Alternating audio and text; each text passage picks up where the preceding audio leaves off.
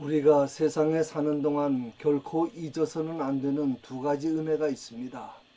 하나님의 은혜와 부모님의 은혜입니다. 특히 부모님의 은혜에 대하여 성경에서는 아주 간단하고 분명하게 말씀합니다. 내 부모를 공경하라는 것입니다. 이것은 부탁이나 권면이 아니고 십계명을 통해 주신 하나님의 명령입니다. 이 계명을 잘 지키기 위해서는 두 가지를 잘 알아야 합니다. 먼저 누가 부모인지를 알아야 하고 그 다음은 공경이 무엇인지를 알아야 합니다. 먼저 누가 부모입니까?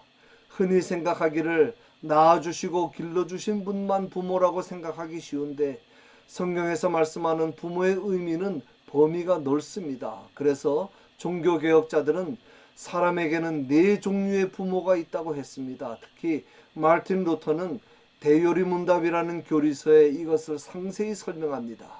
첫째는 나를 낳아주신 분들입니다. 육신적인 부모를 말합니다. 둘째는 영적인 부모가 있습니다. 디모데전서에 보면 사도 바울이 디모데에게 믿음 안에서 참 아들 된 디모데에게 편지하노니 라고 했고, 또 갈라디아 교회의 교인들에게 나의 자녀들아 너희 속에 그리스도의 형상이 이루기까지 다시 너희를 위하여 해산하는 수고를 한다고 말씀한 것처럼 영적인 부자관계, 영적인 부모가 있습니다. 내 영혼을 책임지고 이끌어주는 영적인 지도자, 영혼의 인도자를 말합니다. 셋째는 내게 지식을 공급해주는 아버지가 있습니다. 소위 사부라고 하지 않습니까? 스승사자의 아비 부자입니다. 랍비가 그런 뜻이 포함된 호칭입니다. 넷째는 정치적인 아버지가 있습니다. 옛날로 말하면 하나님께서 세우신 왕, 통치자를 말합니다. 이 네 가지가 성경에서 말씀하는 부모의 뜻입니다. 그러면 이제 공경하라는 말씀의 뜻을 생각해 봅니다. 어떻게 공경해야 합니까? 공경은 히브리어로 카베드라고 하는데 세 가지의 뜻이 있습니다. 먼저 사람의 내장 중에 간이 카베드입니다. 둘째는 무겁다는 뜻입니다. 셋째는 존경한다, 존중한다는 뜻입니다. 그런데 이 세 가지 뜻은 서로 통합니다. 사람의 내장 중에 간이 제일 중요하다고 합니다. 콩팥 같은 다른 장기들은 대부분 두 개씩 있어서 혹시 하나가 잘못돼도 당장 생명이 위험하지는 않습니다. 그런데 간은 하나밖에 없습니다.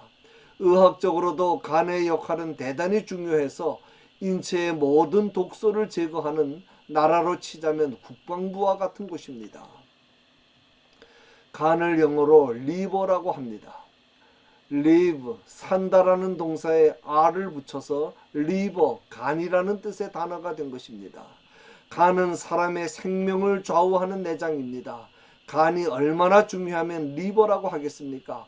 공경이라는 말이 이처럼 중요하고 귀중하고 무거운 간의 뜻이 있듯이 부모님을 공경하라는 말씀은 귀중한 간을 아끼고 보호하듯이 부모님을 무겁게 여기고 받들고 생명시하며 존중하라는 뜻입니다. 그러면 어떻게 공경할 것입니까? 첫째는 순종해야 합니다. 공경은 순종으로부터 시작합니다. 그래서 자녀들아 주 안에서 너희 부모에게 순종하라고 말씀하는 것입니다. 순종이라는 말의 헬라어의 뜻은 이 미티라는 단어와 듣는다 하는 두 단어가 합해져서 된 단어입니다.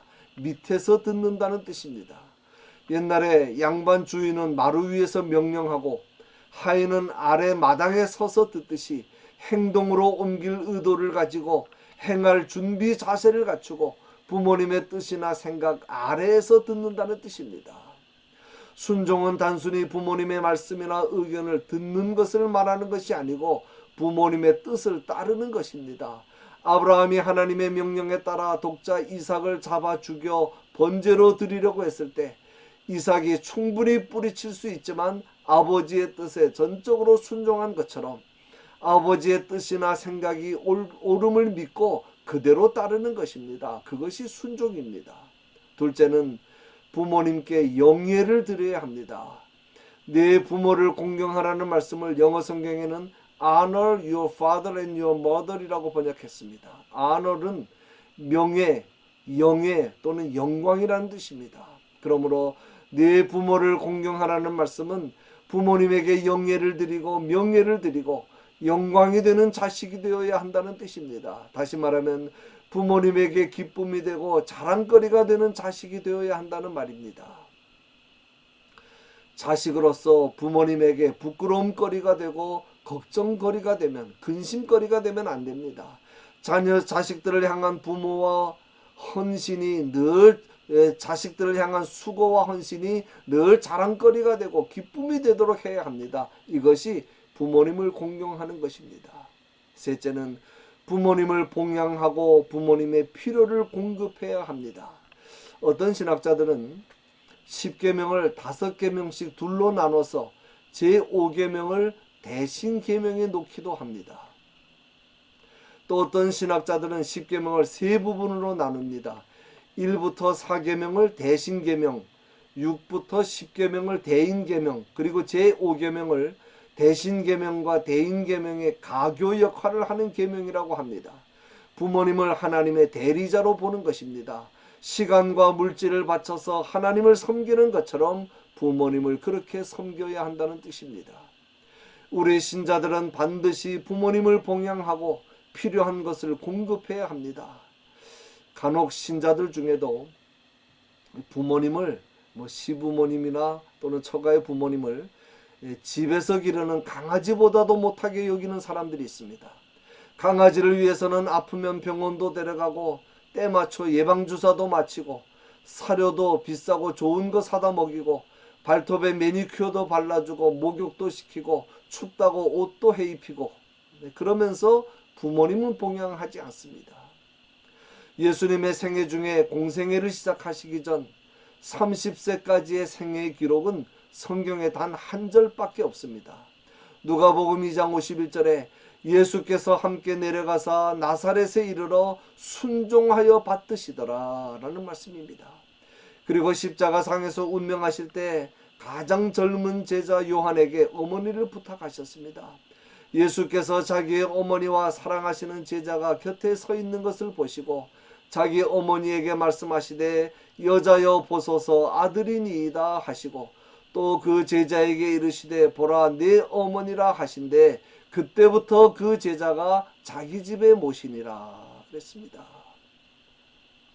마지막으로 이렇게 부모님을 공경하는 자에게 주시는 축복이 있습니다. 10계명 중에 계명과 함께 축복이 같이 나와 있는 계명은 두 계명밖에 없습니다. 대신계명에서 하나, 대인계명에서 하나입니다. 대신계명에서는 너를 위하여 새긴 우상을 만들지 말고 절하지 말며 섬기지 말라. 나를 사랑하고 내 계명을 지키는 자에게는 천대까지 은혜를 베푸느니라 하는 제2계명과 대인계명에서는 내 부모를 공경하라. 그리하면 내 하나님 여호와가 네게 준 땅에서 내 생명이 길리라 하는 제5계명입니다. 본문에도 자녀들아 주 안에서 너희 부모에게 순종하라. 이것이 옳으니라. 내 아버지와 어머니를 공경하라. 이것은 약속이 있는 첫 계명이니 이로써 네가 잘되고 땅에서 장수하리라 그랬습니다. 주님 안에서 누리는 완전하고 영원한 축복을 말씀하는 것입니다. 결론입니다.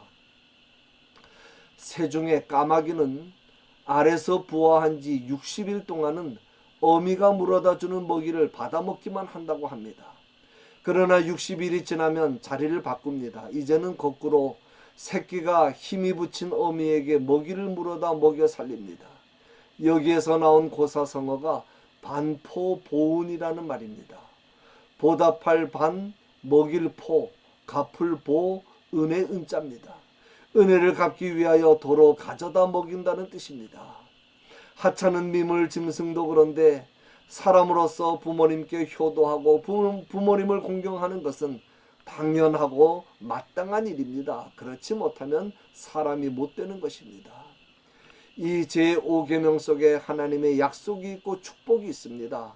우리의 가정이 이 아름다운 효도의 덕을 길이길이 이어가는 믿음의 복된 가정들이 될 수 있기를 주님의 이름으로 간절히 축원합니다.